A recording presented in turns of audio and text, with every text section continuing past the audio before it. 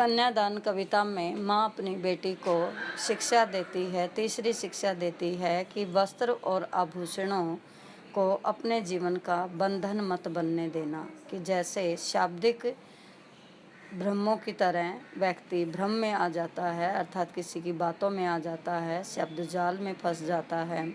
कि कई बार मासूम बच्चे दूसरों की बातों में आ जाते हैं, शब्द जाल में फंस जाते हैं। उसी प्रकार कवि माँ के माध्यम से बेटी को समझा रहे हैं, अर्थात माँ अपनी बेटी को शिक्षा देती है कि वस्त्र और आभूषणों का कभी भी लालच मत करना, क्योंकि वस्त्र और आभूषण के लालच से नारी का शोषण होता है, नारी पर अन्याय अत्याचार होता है। जब नारी वस्त्र और आभूषणों को अपनी कमजोरी बना लेती है तो वह वस्त्र और आभूषण खरीदने के लिए पैसों की ज़रूरत के लिए पतित हो जाती है या पथभ्रष्ट हो जाती है, और वह अपनी मान्यता, अपनी मान मर्यादा या कुल मर्यादा भूल कर पथभ्रष्ट हो जाती है और वस्त्र और आभूषण के लालच में पड़कर उसका शोषण होता है। वह अन्याय अत्याचार का शिकार बन जाती है, अर्थात पुरुष वर्ग ने यहाँ भी नारी के लिए वस्त्र और आभूषण को सौंदर्य के प्रतिमान बना दिए हैं कि वस्त्र और आभूषणों से ही मानो नारी की सुंदरता का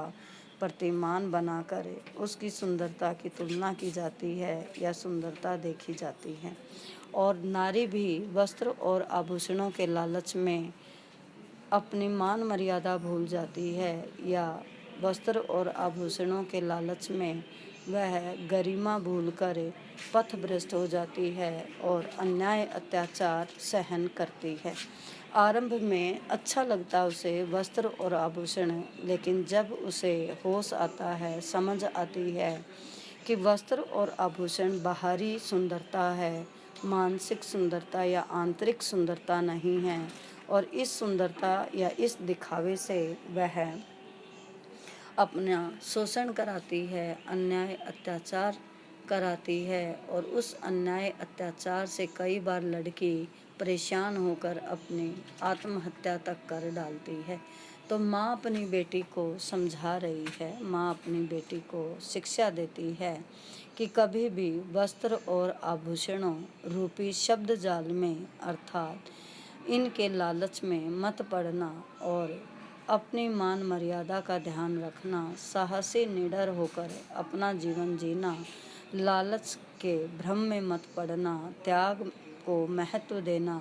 या अपने जीवन को अपने अनुसार, अपनी इच्छा के अनुसार और जैसा तुम चाहती हो वैसा जीवन जीना, वस्त्र और आभूषणों के लालच में आकर अपना जीवन ना तो नष्ट करना और ना ही अन्याय अत्याचार का शिकार बनना। अर्थात माँ अपनी बेटी को एक अलग से शिक्षा दे रही है कि किसी भी लालच में पड़ने की आवश्यकता नहीं है। ससुराल में जाने के बाद अपने जीवन